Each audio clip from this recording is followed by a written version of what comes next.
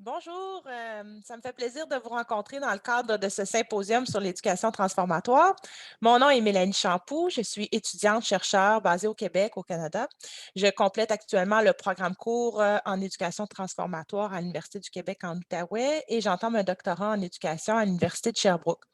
Également, je travaille comme chargée de projet à l'Université de Sherbrooke, ce qui m'amène à rencontrer des étudiants sur une base régulière. Mes propres études de maîtrise dans un programme professionnalisant en environnement ainsi que les propos qui me sont partagés régulièrement par des étudiants poursuivant des études dans une diversité de programmes, m'ont fait réaliser que face à l'urgence, à la gravité et à l'irréversibilité de la crise climatique, ainsi que face aux nombreuses injustices sociales, discriminations et inégalités, de toutes sortes, qui sont elles-mêmes inextricablement liées à de multiples situations d'injustice environnementale.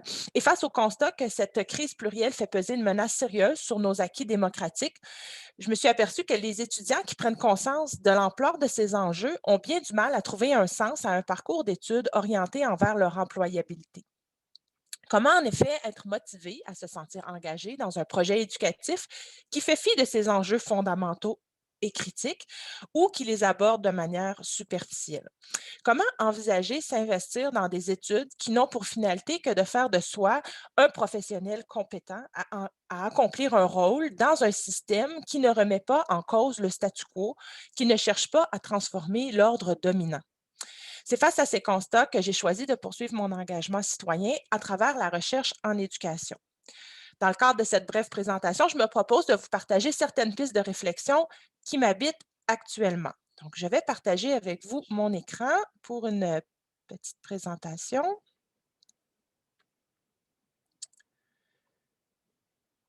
Voilà, je vais agrandir.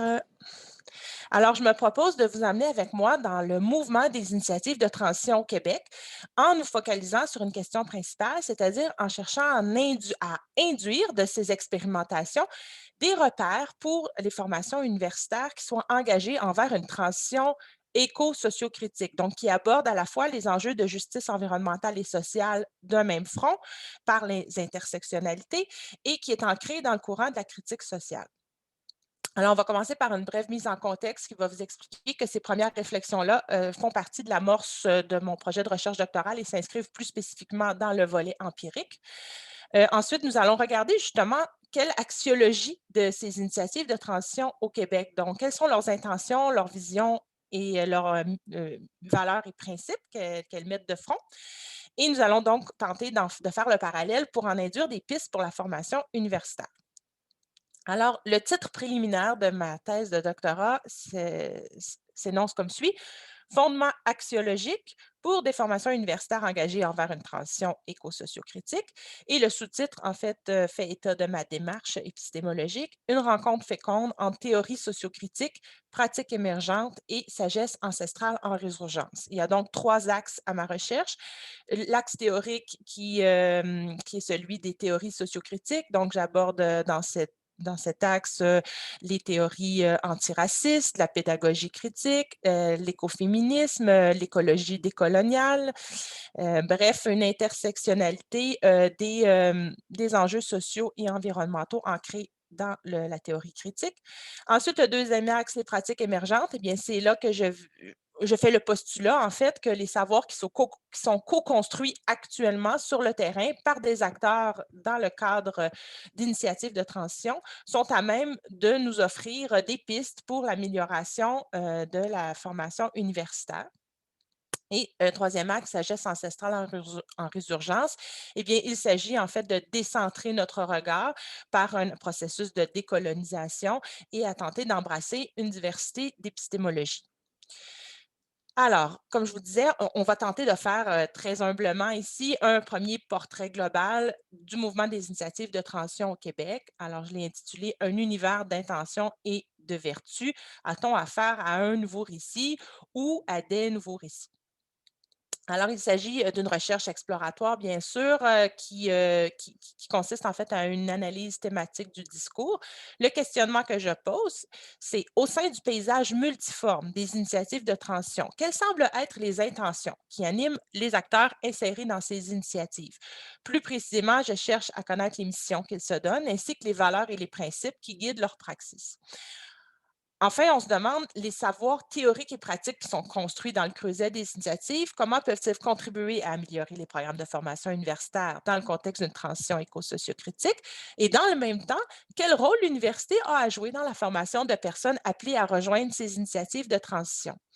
Pour faire cette petite analyse, j'ai utilisé la cartographie des initiatives de transition d'un organisme qui s'appelle Passerelle et ce sont en tout 38 projets, initiatives de transition que j'ai utilisés pour pouvoir faire cette analyse de discours. Donc, en fait, j'ai été sur leur site web pour aller chercher des éléments en lien avec leur vision, mission, valeurs, leur section historique et à propos de nous.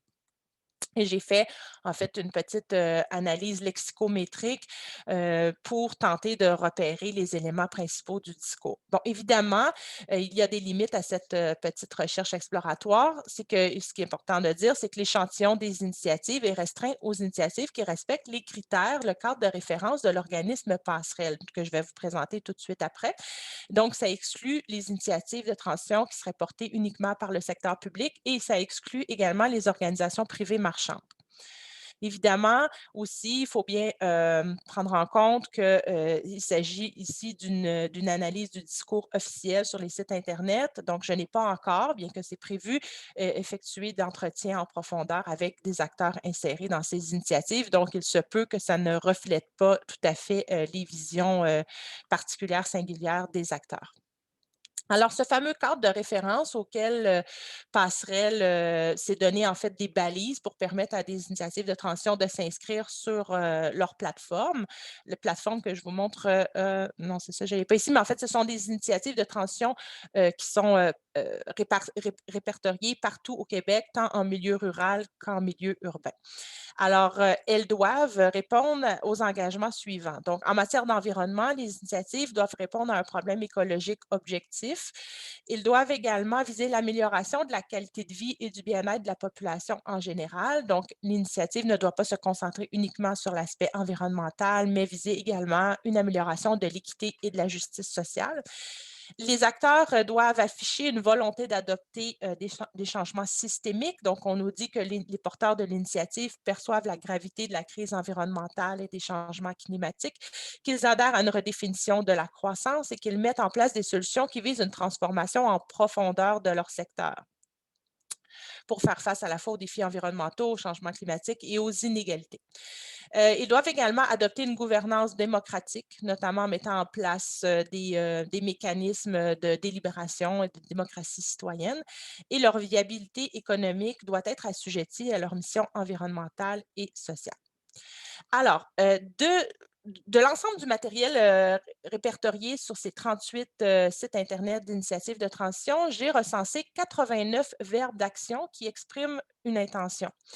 Ici, dans le nuage de mots, vous avez les mots qui reviennent le plus fréquemment, donc qui ont le plus grand nombre d'occurrences, soit agir, promouvoir, favoriser, réunir, accompagner, engager, éduquer, transformer, sensibiliser, encourager, permettre, partager et impliquer. Ce sont donc ceux qui reviennent le plus souvent, mais il y en a 89. Donc, pour tenter de rendre ces intentions intelligibles, je les ai analysées un peu plus finement pour les recouper par familiarité et je suis arrivée en fait à 6 grandes catégories d'intentions, soit celle de transformer, d'éduquer, de faire, être et avoir ensemble, d'offrir un soutien pour développer les capacités, d'avoir un impact et d'agir concrètement sur le terrain. Maintenant, si on regarde les enjeux auxquels ils tentent de répondre, eh bien, on a des enjeux en matière d'agriculture et d'alimentation. On a des enjeux de territoire, ville et quartier. D'autres en lien avec la surconsommation et la réduction des déchets. Des enjeux également en lien avec les changements climatiques et les gaz à effet de serre. Ensuite, en termes d'écosystème et de protection de la biodiversité. Et aussi des initiatives qui tentent d'offrir des manières de relocaliser l'économie. Les 2 dernières catégories sont justice sociale, inclusion et lutte aux vulnérabilités, ainsi que gestion et gouvernance démocratique. Ils apparaissent moins souvent en termes d'occurrence, par contre, ils semblent vraiment transversaux à l'ensemble des actions posées par les porteurs d'initiatives. En ce qui concerne la constellation de valeurs et de principes, il y en a beaucoup. Ici, je les ai répertoriés par nuage de mots, encore une fois, pour tenter d'identifier des familles de valeurs.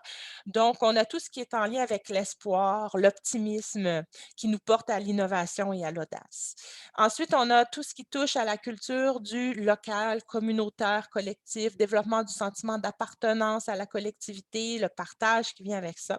Puis on a un univers du, positif, du plaisir, du convivial. C'est le f la faire la transition, c'est quelque chose de fun, de positif, d'amusant. Donc ça se veut très rassembleur ici et ça se veut aussi, je crois, une stratégie aussi pour aller mobiliser le plus de gens possible. Ensuite, il y a tout ce qui est de l'univers de l'entraide, de la solidarité, de l'empathie, bienveillance, respect, mutualité et écoute.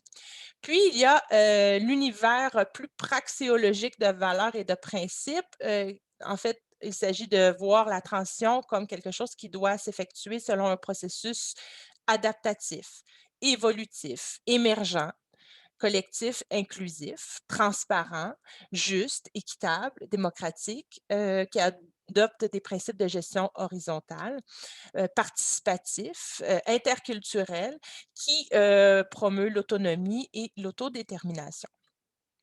Donc, déjà très rapidement, par cette petite analyse, du discours, on peut voir que les initiatives de transition, en fait, celles qui répondent aux critères du cadre de référence de passerelle, c'est important de le dire, cherchent à radicaliser la démocratie, à favoriser la participation citoyenne par une certaine réappropriation du politique, de sa citoyenneté. Par contre, ce qu'on ne sait pas, c'est si ces visées, ces principes sont mis en œuvre véritablement au sein même du fonctionnement de ces organisations. Donc, sont-elles cohérentes? Et on ne sait pas non plus si les structures de gouvernance ou de gestion qui sont mises en place favorisent des relations de travail démocratiques, ni même des milieux de travail sains. Donc ça reste à vérifier. Aussi, comme je vous le disais, on n'a qu'un portrait officiel des intentions, mais on ne comprend pas non plus comment ces intentions sont forgées dans le récit de vie de ces personnes, ce qui est très intéressant. Donc, c'est pourquoi une prochaine étude de cas ethnographiques et phénoménologiques en profondeur avec une méthodologie des histoires de vie devrait me permettre de mieux éclairer le contexte et d'en tirer des interprétations plus riches et nuancées. Deux choses retiennent notre attention en ce qui concerne l'université, la formation universitaire. Donc, de cette petite recherche, petite analyse exploratoire, on peut dire que l'université doit assumer sa responsabilité quant à la formation de professionnels aptes à piloter de manière juste et démocratique le changement écosociétal qui est exigé par les défis que pose la crise socio-écologique et les savoirs co-construits qui émergent de collectifs de citoyens, citoyennes, professionnels engagés dans une transformation dite transformative, une transition, pardon, dite transformative et juste, doivent percoler au sein même des programmes de formation universitaire. D'ailleurs, récemment, j'avais un entretien avec René Audet, qui est titulaire de la chaire de recherche sur la transition écologique à l'UQAM, et il me disait qu'il remarque que le mouvement des initiatives de transition tend à se professionnaliser de plus en plus, c'est-à-dire qu'il y a de plus en plus de jeunes professionnels qui sortent de l'université, qui démarrent de nouvelles initiatives de transition, qui se joignent à des initiatives déjà en place. Donc, mais cela me dit que c'est d'autant plus important et que l'université doit jouer son rôle dans la formation de ces professionnels engagés dans la transition. On l'a vu, les enjeux de la transition sont pluriels, hein. Ils nécessitent donc le concours de tous les programmes de formation universitaire. Donc, je tiens à dire ici qu'il ne signi qui ça veut pas, l'enjeu ne se situe pas dans la création de nouveaux programmes de formation universitaire qui seraient spécialisés dans la transition. Donc, il ne s'agit pas de former de nouveaux professionnels transitionneurs, ni non plus ne concerne exclusivement certains programmes de formation universitaire déjà existants, comme en environnement ou en innovation sociale, par exemple, mais que véritablement, c'est l'ensemble des formations universitaires qui doivent s'engager envers une transition éco-socio-critique. Ici, dans ce petit tableau, j'ai tenté de faire surgir à gauche certains des éléments saillants qui nous parviennent, en fait, des acteurs de la transition. Et à droite, je les mets en comparaison avec certains constats qu'on peut faire de la formation universitaire actuellement pour voir où sont certaines pistes de travail sur lesquelles on devrait s'attarder pour améliorer les formations universitaires afin qu'elles soient engagées dans la transition. Alors, première ligne à gauche, on voit que dans les initiatives de transition, on met beaucoup l'accent sur l'entraide, la mutualité, la bienveillance, l'empathie, le respect, la solidarité et l'écoute. À l'université, bien sûr, ces valeurs et ces principes sont proclamés par les discours officiels des institutions. Par contre, leur actualisation réelle dans les situations d'enseignement-apprentissage demeure encore difficile compte tenu de la culture qui est encore ancrée dans la compétition et la comparaison entre les étudiants et également entre les différents programmes. Si je retourne à gauche, deuxième ligne, on voit que dans les initiatives de transition, il est très important d'amorcer, d'améliorer le dialogue démocratique et d'inclure plusieurs voix. J'ai écrit de la marge au centre pour reprendre un titre de l'ouvrage de Bell Hooks, mais il s'agit véritablement, en fait, d'intégrer au centre des discours et des réflexions citoyennes l'ensemble des visions, des positions qui sont actuellement marginalisées. Pourtant, les discours dans l'enseignement, dans la formation universitaire, pardon, est vraiment celui des perspectives dominantes sur le marché du travail, notamment, cela se voit très bien dans les formations dites professionnalisantes. Donc, il s'agit de former des professionnels aptes à occuper des rôles, justement, dans un système qui est donc porteur de valeurs dominantes et de perspectives dominantes sur le monde. Si je retourne à gauche, le paradigme dans les initiatives de transition, on met beaucoup l'accent sur le paradigme de l'émergence, de l'ouverture à l'inédit, de ce qui est en train de se construire de manière démocratique, donc ce qui n'est pas existant, mais qui est quelque chose vers lequel on tente de tendre, une vision, un rêve, la préfiguration des utopies, en fait, des utopies que certains disent réalistes. Alors, par contre, à l'université, on est encore dans un paradigme de contrôle. On a des profils de sortie, on a des référentiels de compétences. Il s'agit, en fait, si on lit comme il faut, qu'est-ce qu'est la définition de la professionnalisation?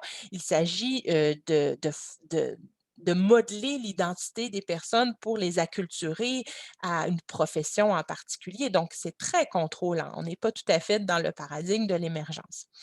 Alors, si on regarde encore une fois à gauche, au sein des initiatives de transition, on met beaucoup l'accent sur le faire, être, avoir ensemble, ici et maintenant, dans la coopération et la co-construction.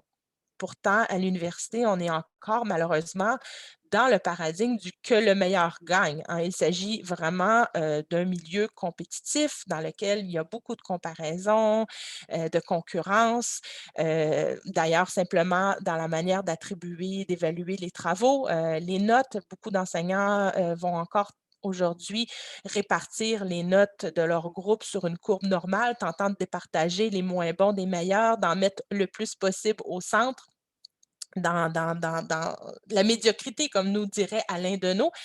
Et il y a aussi beaucoup, évidemment, de compétition pour l'accès aux bourses et les étudiants, même s'ils font de plus en plus de travaux d'équipe, ils restent que dans leur petite équipe, la compétition et la comparaison entre eux, c'est une dynamique qui est reprise. Donc, il faut faire la distinction entre co-construire ensemble et collaborer, par exemple.